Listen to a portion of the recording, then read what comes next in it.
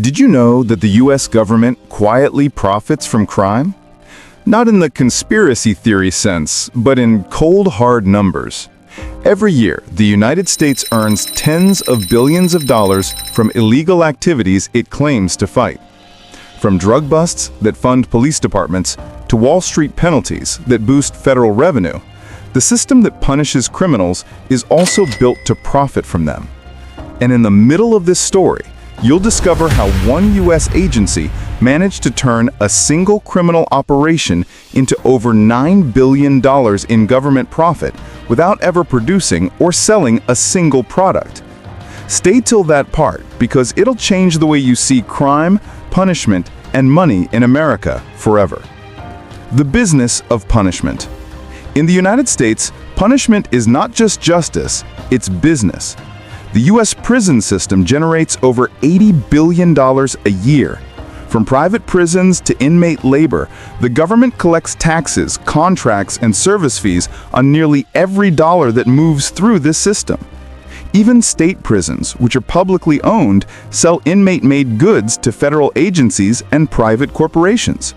Companies like Unicor, the government's own prison labor enterprise, have made hundreds of millions of dollars producing everything from furniture to military gear, all powered by prisoners earning less than $1 an hour.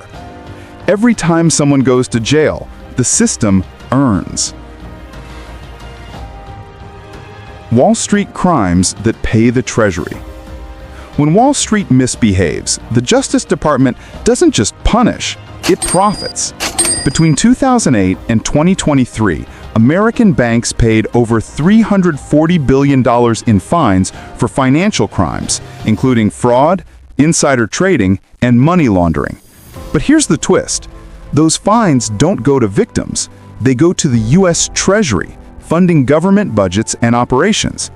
In 2014 alone, the Justice Department made $9 billion off one case, BNP Paribas, for violating U.S. sanctions. It was one of the biggest criminal settlements in history. No one went to jail, but the government got rich.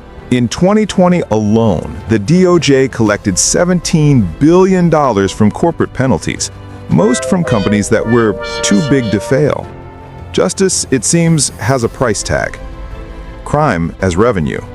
When you combine all sources, prison labor, fines, forfeitures, tax settlements, and legalized industries, the U.S. government indirectly earns between $50 and $100 billion annually from crime-related systems.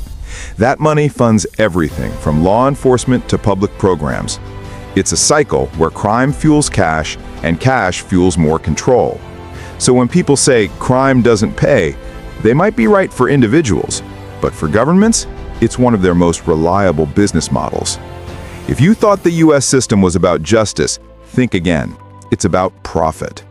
Next time, we'll uncover how China turns corruption into state capital and how Russia's oligarchs fund the Kremlin through sanctions evasion. Subscribe, because the world runs on crime. The only difference is who gets paid for it. In 2014 alone, the Justice Department made $9 billion off one case, BNP Paribas, for violating U.S. sanctions. It was one of the biggest criminal settlements in history.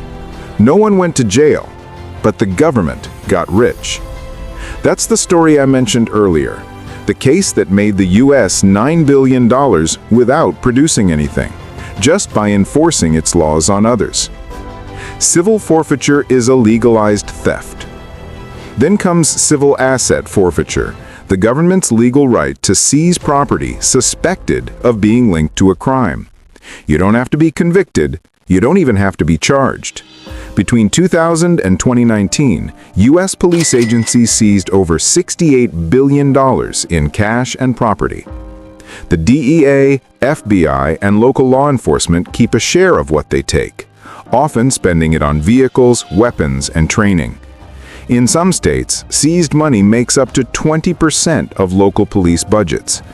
The government calls it justice. Critics call it legal robbery. Either way, it's profitable. Drugs, taxes, and double standards. For decades, the war on drugs cost trillions. But when public opinion shifted, the government found a new way to profit: legalization. Today, the U.S. makes over $15 billion per year from taxes on cannabis, a substance that once put millions behind bars. In a dark irony, some states still imprison people for possession while simultaneously taxing dispensaries on the same street. The same act. One person pays fines, another pays taxes. Both flow into the same treasury. Corporate crime and pay-to-play justice. In America, crime can be expensive, but it's rarely terminal. Corporations accused of crimes often sign what's called a deferred prosecution agreement. They pay billions to avoid criminal conviction. These settlements are quietly filed away as business costs, but for the government, they're cash